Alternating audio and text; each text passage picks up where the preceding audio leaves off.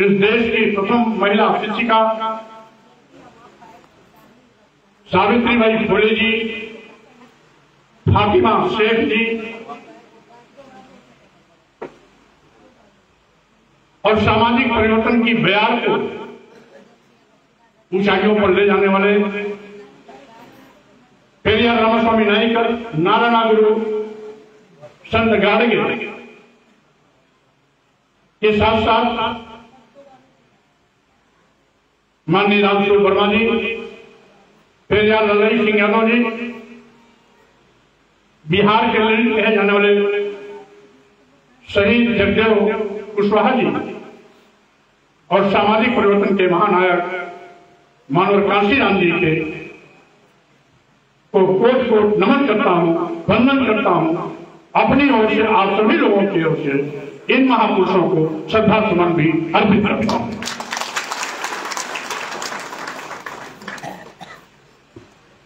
साथियों, आप जानते हैं कि आज पूरे देश में यथास्थितिवादी ताकतें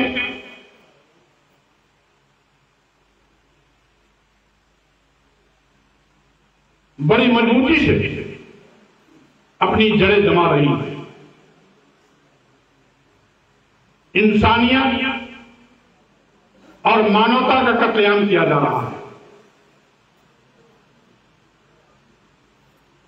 सत्ता में बैठे हुए लोग देश के नौजवानों को बेरोजगार बना रहे हैं। करोड़ों करोड़ों नौजवान बेरोजगारी का दंश झेल रहा है। करोड़ों करोड़ों नौजवानों के सामने आज उसके नौकरी और रोटी का खतरा दिखाई पड़ रहा है। सरकारी नौकरियां गायब होती जा रही हैं। महंगाई से आम जनता की कमर टूट रही है। छोटे और मध्यम व्यापारियों ने जो कभी अपना वोट और नोट दोनों देके सरकार बनाई थी, उनका भी शोषण जीएसटी और ईडी के माध्यम से हो रहा है।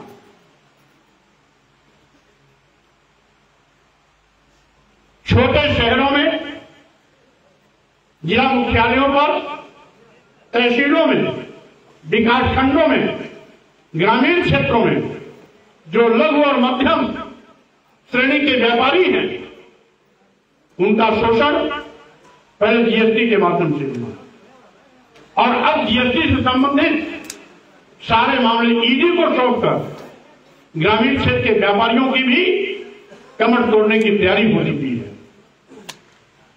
आज भारतीय संविधान खतरे में है। अनुच्छेद 15(4) और 16(4) के अंतर्गत बाबा साहब डॉक्टर अम्बेडकर ने अनुसूचित जाति और अनुसूचित जनजाति को जो आरक्षण दिया था, ये सरकार उन आरक्षण को खत्म कर रही है, शून्य और निष्प्रभावी कर रही है। जब भी विज्ञापन निकलता है तो अनुसूचित जाति और जनजाति के 22-23% आरक्षण के बदले कहीं 3% दिया जाता है, कहीं 4% दिया जाता है, कभी कभी विज्ञापन में 0 पर उड़ा दिया जाता है। भारतीय संविधान के अनुच्छेद 340 के अंतर्गत पिछड़े वर्गों को जो मंडल आयोग की सिफारिश की बिना पर 27% आरक्षण मिला था। आरक्षण की स्थिति तो 52% की थी, क्योंकि माननीय सर्वोच्च न्यायालय का एक निर्णय था जिसमें निर्देश था कि 50% से ज्यादा पद आरक्षित नहीं किए जा सकते। उसको देखते हुए आरक्षण लागू करने वालों ने माननीय सर्वोच्च न्यायालय के निर्णय की सीमा को ध्यान में रखते हुए 27% आरक्षण दिया, लेकिन ये सरकार पिछड़ों के 27% आरक्षण को भी शून्य और निष्प्रभावी कर रही है। यानी भारतीय संविधान की दी गई व्यवस्था को भी ये सरकार खत्म करने पर आमादा। आज हालात सबसे बदतर है। लोकतंत्र को कुचला जा रहा है, लोकतांत्रिक मूल्यों की हत्या हो रही है। लोकतंत्र को दबाने के लिए विपक्षी पार्टियों पर ईडी, सीबीआई, इनकम टैक्स का दुरुपयोग सरकारी तंत्र बड़े पैमाने पर कर रही है। आज आप देख रहे होंगे कि किस तरीके से विपक्षी नेताओं को ईडी, सीबीआई, इनकम टैक्स के नाम पर डराया जाता है, धमकाया जाता है, जेल भेजा जाता है, मुकदमे दर्ज किए जाते हैं। और कौन करता है? जो कहता है, जो डुगडुगिया पीटता है कि हम ईमानदार हैं, जो कहता है ना खाएंगे ना खाने देंगे, लेकिन ना खाएंगे ना खाने देंगे कहने वाले लोग चुनावी बांड के माध्यम से अब तक 6,000 करोड़ रुपया खा गए हैं। 6,000 करोड़ रुपया खा गए हैं, फिर भी कहते हैं न खाएंगे न खाने देंगे। मोदी जी जरा ये बता दें कि आप कितना खाएंगे, ये कब बताएंगे? आखिर इसका भी तो पता लगना चाहिए कि 6,000 करोड़ खाने के बाद भी आपका पेट नहीं भरा, तो कितना बड़ा पेट है या मड़ार है, कितना और खाएंगे ये भी बता देंगे। और यही नहीं साथियों, आज हालात बद से बदतर है। आज मीडिया जो लोकतंत्र का चौथा स्तंभ है, जिस मीडिया पर हम सभी देशवासियों को फख्र था, इस लोकतांत्रिक व्यवस्था को चुस्त दुरुस्त बनाए रखने के लिए मीडिया पारदर्शी तरीके से खबर को निष्पक्ष रूप से देश के सामने परोसता है। निष्पक्ष पारदर्शी खबर चलाने वाले मीडिया पर भी सरकार ने तमाम बड़े बड़े पत्रकारों पर एफआईआर भी कराए, जेल भी भेजे, यहां तक कि तमाम चैनलों को सरकार ने खरीद भी लिया, अपने लोगों को लगा करके खरीद भी लिया। और यही नहीं, मिल मालिकों से कह करके तमाम पत्रकारों को बाहर का रास्ता भी दिखा दिया। आज सरकार पूरे मीडिया तंत्र को मोदी मीडिया और मोदी मीडिया के रूप में देखना चाहती है। यानी हमारे जो मीडिया कर्मी हैं, जो साफ तरीके से खबर चलाना भी चाहते हैं, उन पर भी सरकार की तलवार लटकती रहती है। कब उन पर मुकदमे दर्ज हो जाए, कब उनको जेल जाने की नौबत हो जाए, कब उनके मालिक से कह करके उनको नौकरी से बाहर का रास्ता दिखा दिया जाए। आज पत्रकारों में भी बड़ा भय पैदा किया गया है। यही नहीं, ये सरकार देश भी बेचने का पाप कर रही है। आप जानते हैं हमारे पढ़े लिखे नौजवानों की जिम्मेदारी कि जो कहते हैं न खाएंगे न खाने देंगे, उन्होंने देश के सभी बंदरगाह बेच दिए, देश के सभी बंदरगाह बेच दिए, सभी एयरपोर्ट बेच दिया, एयर इंडिया भी दे दिया, सभी रेलवे स्टेशन बेच दिए, कई दर्जन ट्रेनें भी दे दिया, इसको अदानी और अंबानी को। यही नहीं, एलआईसी जैसी बड़ी संस्था भी बेच दिया, जिसमें लाखों लाख लोग काम करते हैं। आखिर ये देश क्यों बेचा जा रहा है? ये सरकारी उपक्रम, ये सरकारी विभाग, ये सरकारी संस्थान जिसमें नौजवानों को सरकारी नौकरियां मिलनी चाहिए, वो पूंजीपतियों के हाथों में जा रही है, वो निजी हाथों में बेच दिए जा रहे हैं। अगर निजी हाथों में चले जाएंगे तो आगे भी नौजवानों को इन विभागों में सरकारी नौकरियां नहीं मिलेंगी। धर्म के नाम पर, राम के नाम पर, प्राण प्रतिष्ठा के नाम पर यह केवल इनका दिखावा और छलावा। ये राम के हितैषी नहीं है, ये तो राम के भी दुश्मन है, ये तो राम के भी सौदागर है। जो राम हजारों साल से इस देश में भगवान के रूप में पूजा जाता है, जो राम हजारों साल से इस देश में करोड़ों करोड़ों लोगों के पूजा का केंद्र है, उनका आराध्य है, करोड़ों लोग भगवान के रूप में पूजते हैं। ये तो इतने बड़े कलाकार जादूगर हैं कि भगवान का भी सौदा कर लेते हैं, भगवान के भी प्राण प्रतिष्ठा कर रहे हैं। वो भगवान जो सबको जीवन देता है, वो भगवान जिसकी कृपा से सब जिंदा रहते हैं, वो भगवान जब सबको जीवन देता है, ये छलिए लोग उस भगवान को प्राण प्रतिष्ठा कर रहे हैं। सबको प्राण देने वाला भगवान राम, मोदी जी भगवान राम की प्राण प्रतिष्ठा कर रहे हैं। इससे बड़ा धोखा क्या हो सकता है?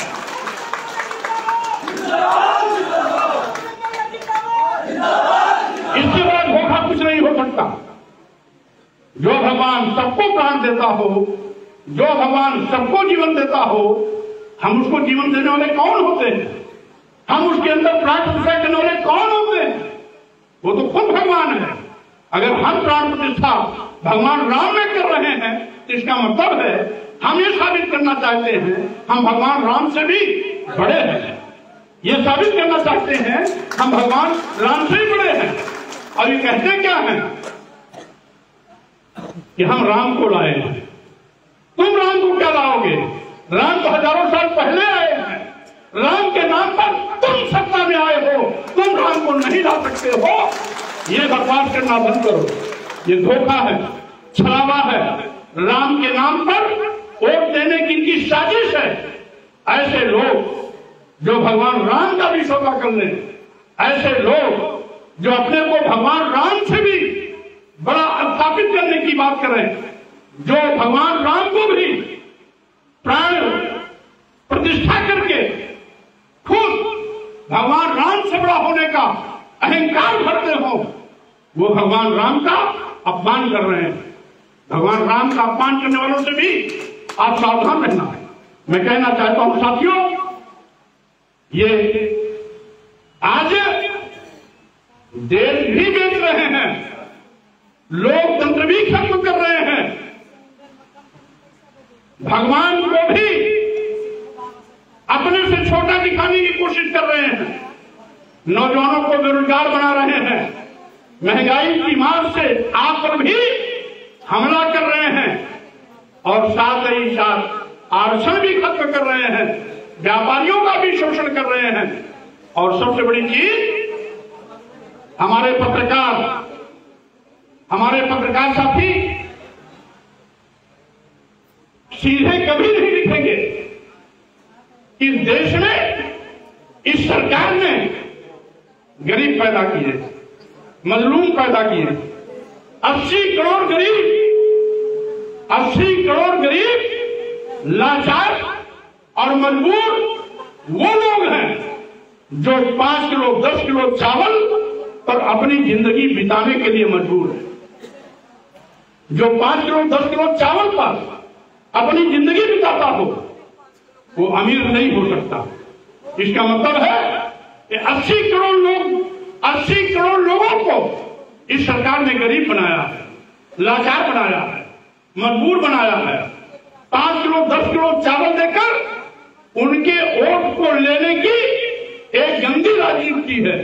अगर इन 80 करोड़ लोगों को रोजगार मिला होता, नौकरी मिली होती, खेती मिली होती, धंधा मिला होता, तो 5 किलो 10 किलो चावल के लिए कोई लाइन नहीं लगाता। आज हमारे गरीब भाई इनकी चतुराई को नहीं समझ रहे हैं कि 5 किलो 10 किलो चावल देकर आपके बेटे और बेटी की ये पढ़ाई खत्म करा रहे हैं, ये नौकरी छीन रहे हैं। आपके बेटे और बेटी की अगर नौकरी मिलेगी तो आप 5 किलो 10 किलो चावल नहीं, आप 5 कुंतल 10 कुंतल चावल लेने की हैसियत में आ जाएंगे। लेकिन ये आपके बेटे बेटी को नौकरी नहीं देना चाहते, बेटे बेटी को बेरोजगार बना रहे हैं। आपके बेटे बेटी को पढ़ाई से रोकने के लिए शिक्षा को महंगी कर रहे हैं। इस बात को समझना होगा। यह आज जब चुनाव आता है तो पेट्रोल डीजल सस्ता हो जाएगा 1-2 रुपया, आज जब चुनाव खत्म हो जाएगा तो 5 रुपया 10 रुपया बढ़ जाएगा प्रति लीटर। ध्यान रखना, जो गैस सिलेंडर कभी 340 पे हो बिकता था, आज 1000 के ऊपर चला गया। और ये जो इनकी चतुराई है इसको भी आपको समझना होगा। आज सत्ता में बैठे हुए लोग देश को अदानी और अंबानी के हवाले करने में लगे हुए हैं। ये है डबल इंजन की सरकार, ईस्ट इंडिया कंपनी से भी खतरनाक है। ईस्ट इंडिया कंपनी देश को लूटती थी तो यहां का पैसा अपने देश के बैंक इंग्लैंड में ले जाकर जमा करती थी। लेकिन ये लुटेरे तो इतने खतरनाक हैं कि देश को बेच करके सारी की सारी सरकारी संपत्ति बारी बारी से अदानी और अंबानी को दे करके देश का पूरा पैसा अदानी और अंबानी के तिजोरी में भरने का साथ कर रहे हैं। इनसे आप सावधान रहें साथियों। इसीलिए राष्ट्रीय सोशलिस्ट समाज पार्टी का संकल्प है, संविधान बचाओ भाजपा हटाओ। क्या नारा है?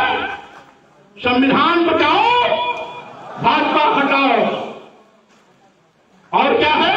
ये देश बेच रहे हैं तो देश बचाओ भाजपा हटाओ। ये लोकतंत्र खत्म कर रहे हैं तो लोकतंत्र बचाओ भाजपा हटाओ। अब एक साथ मेरे नारा देंगे, आप मेरे साथ नारा देंगे। एक लाइन हम बोलेंगे, दूसरी लाइन आप बोलोगे। संविधान बचाओ, संविधान बचाओ, लोकतंत्र बचाओ, लोकतंत्र बचाओ, देश बचाओ, देश बचाओ। इसलिए साथियों, आज हम सबके सामने चुनौती, यद्यपि हमने अभी नई पार्टी राष्ट्रीय सोशलिस्ट समाज पार्टी का ऐलान किया,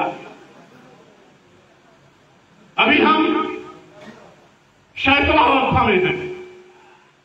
संगठन बनाने की प्रक्रिया में हम धीरे धीरे आगे बढ़ रहे हैं। अभी हमारे प्रदेश अध्यक्ष जी, जो आप भी कभी मानव कांशीराम जी के सामाजिक परिवर्तन आंदोलन के कारनामा के सिपाही रहे हैं, हमारे दलित समाज के हैं, आज प्रदेश के अध्यक्ष हैं, कई जिलों का गठन करके आज आपके बीच में आए।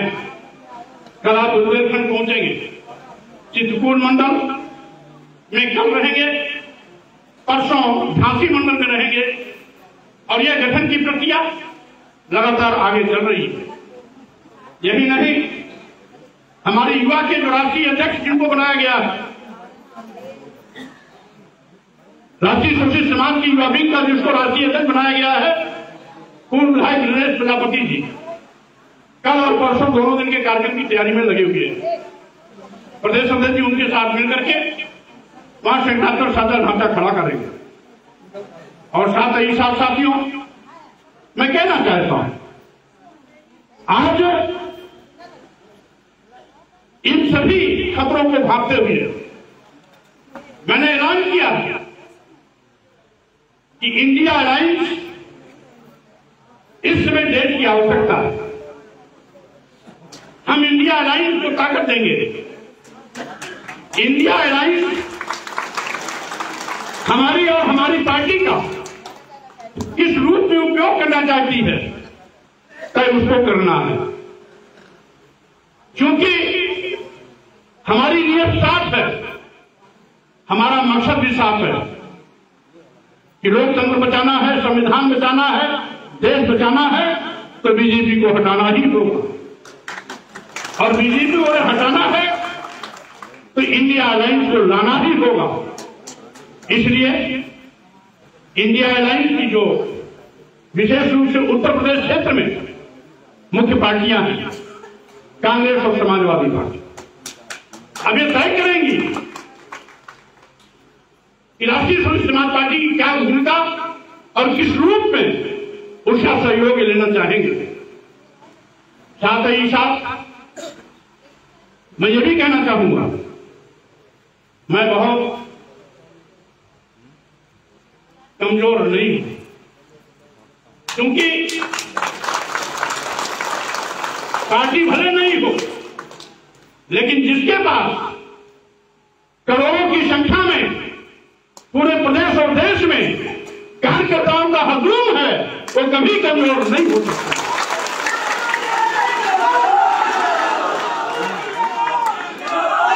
और साथियों, मैं ये भी कहना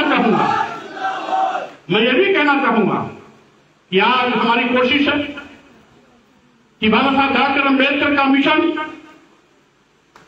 जिसको मानव कांशीराम साहब ने घर घर पहुंचाया था, आज वो कहीं ठहर गया है। हम उस ठहराव को खत्म करना चाहते हैं। हम बाबा साहब के मिशन को और मानव कांशीराम साहब के कर्मों को आगे बढ़ाने के लिए राष्ट्रीय सोशलिस्ट समाज पार्टी का गठन करके घर घर पर इस अभियान को चलाएंगे। आज हमारी चाहत है कि देश में हमारे संतों, गुरुओं, महापुरुषों ने, हमारे संतों की भी एक कड़ी थी जो इस परिवर्तन की लड़ाई में सक्रिय भूमिका निभाए हैं।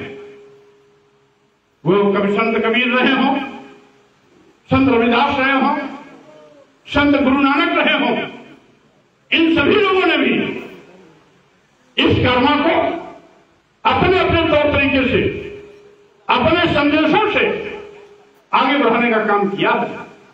मेरी मान्यता है कि जात पात, छुआछूत, ऊंच नीच, भेदभाव, गैर बराबरी इस देश में एक ऐसा सामाजिक कैंसर है जो समाज को नित्य प्रति कमजोर कर रहा है। आज जात पात, छुआछूत, ऊंच नीच के नाम पर आज भी आदिवासियों के सिर पर खड़े होकर कुछ लोग पेशाब करना अपनी शान समझते हैं। कुछ लोग दलितों के शरीर में मलमूत्र का लेप करना अपनी शान समझते हैं। कुछ लोग इस देश की राष्ट्रपति द्रौपदी मुर्मू जी को भी मंदिर में जाने से रोककर अपनी शान समझते हैं, क्योंकि वो आदिवासी महिला है। आदिवासी समाज की महिला होने के नाते आज भी यथार्थवादी ताकतें राष्ट्रपति तक को भी मंदिर में जाने से रोक देते हैं। यही नहीं, इसके पहले जो राष्ट्रपति जी थे, महामहिम रामनाथ कोविंद जी, उनको भी राजस्थान में ब्रह्मा के मंदिर में जाने से रोक दिया गया था, क्योंकि वो दलित समाज के। क्या विडंबना है। यह देश आजादी का अमृत महोत्सव एक और मना रहा है, 75वीं वर्षगांठ मना रहा है, और दूसरी ओर आज भी जात पात का नंगा नाच खेला जा रहा है। इसी उत्तर प्रदेश में अखिलेश यादव जी जब मुख्यमंत्री थे तो इसी भाजपा के लोगों ने उस मुख्यमंत्री आवास कालिदास मार्ग को पहले गोमूत्र से धोया था, उसके बाद गंगा जल से धोया था। ये इनका घिनौना चेहरा है। जो लोग आज भी हमारे ऊपर पेशाब करने में अपनी शान समझते हैं, हमारे शरीर में मलमूत्र लगाने में अपनी शान समझते हैं, हमें मंदिरों में जाने से रोककर अपनी शान समझते हैं, मैं कहना चाहता हूं आपकी शान आपको मुबारक हो। लेकिन राष्ट्रीय सोशलिस्ट समाज पार्टी एक संकल्प लेकर आगे बढ़ रही है कि जात पात छुआछूत ऊंच नीच के नाम का कोई भेदभाव नहीं चलने पाएगा। जो भी भेदभाव करेगा उसके खिलाफ राष्ट्रीय स्वतंत्र समाज पार्टी संघर्ष के रास्ते पर मुंहतोड़ जवाब देने के लिए आगे खड़ी दिखाई पड़ेगी। मैं ये भी कहना चाहता हूं साथियों, आज आपको एक नारा और लेना होगा। ये नारा हम देते रहे हैं मानव काशीराम जी के जमाने में और कहते रहे हैं, वोट हमारा राज तुम्हारा नहीं चलेगा, नहीं चलेगा। क्या नारा था? वोट हमारा राज तुम्हारा, वोट हमारा राज तुम्हारा, वोट हमारा राज तुम्हारा। और साथियों, 10 का शासन 90 पर नहीं चलेगा, नहीं चलेगा। 10 का शासन 90 पर नहीं चलेगा, नहीं चलेगा। तो फिर एक बार नारा हो जाए, 10 का शासन 90 पर, 10 का शासन 90 पर, 10 का शासन 90 पर। वोट हमारा राज तुम्हारा, वोट हमारा राज तुम्हारा। इसलिए साथियों, इस मूल मंत्र के साथ आप जाइएगा। हमारी राजनीति में कोशिश होगी कि सबको न्याय मिले। समतामूलक समाज बनाने के लिए हम आगे बढ़े, सामूहिक रूप से हम अपने महापुरुषों के उस विचारधारा को, उस विचारधारा में समाज बनाएं, राष्ट्र का निर्माण करें। भारतीय संविधान की मंशा के अनुरूप जात पात छुआछूत ऊंच नीच भेदभाव को खत्म करें, गैर बराबरी को हम समाज से मिटाएं, समता का भाव लाएं, मानव एक समान की विचारधारा पर समाज का निर्माण करें। और साथ ही साथ साथियों, हमारी ये भी कोशिश होगी कि मानव काशीराम जी ने एक नारा दिया था कि जिसकी जितनी संख्या भारी उसकी उतनी भागीदारी। इस फार्मूले के मुताबिक हम राजनीति में भी सबकी समानुपातिक हिस्सेदारी को सुनिश्चित करेंगे, बिना भेदभाव के। हम उनकी संख्या के अनुपात में सत्ता शासन में सहभागिता भी सुनिश्चित कराने के लिए कृत संकल्पित है। इन्हीं शब्दों के साथ में मैं कार्यकर्ताओं से अपील करता हूं कि भाइयों, यहां पर हमारे जो भी जिम्मेदार साथी हैं, जिले और विधानसभा का गठन जल्दी कर लेंगे, क्योंकि जो भी यहां इंडिया लाइन में चुनाव लड़ेगा, यानी जिसके भी नाम की घोषणा हो सकती है, वो कोई भी हो सकता है, उसको जिताने के लिए आपको अभी से संकल्पित होके काम करना होगा। कैंडिडेट कौन है, ये इंडिया एलायंस के लोग तय करेंगे, लेकिन जो भी चेहरा होगा उसको जिताने की जिम्मेदारी हम सबकी होगी, सामूहिक रूप से होगी। इस संकल्प के साथ जाएंगे। इन्हीं शब्दों के साथ में मैं अपने आयोजक साथियों से भी कहना चाहूंगा, आज जब गठन करेंगे तो मानव काशीराम जी के फार्मूले को नहीं भूलेंगे। संगठन में भी सबका समावेश होगा। हमारे प्रदेश अध्यक्ष लहरी जी ने फार्मूला इंगित कर दिया है, इसलिए हम राष्ट्रीय स्वतंत्र समाज पार्टी के गठन की प्रक्रिया बाबा साहब डॉक्टर अम्बेडकर और मानव काशीराम जी के मूल विचारों पर चलते हुए करने का संकल्प लेकर आज जाएंगे।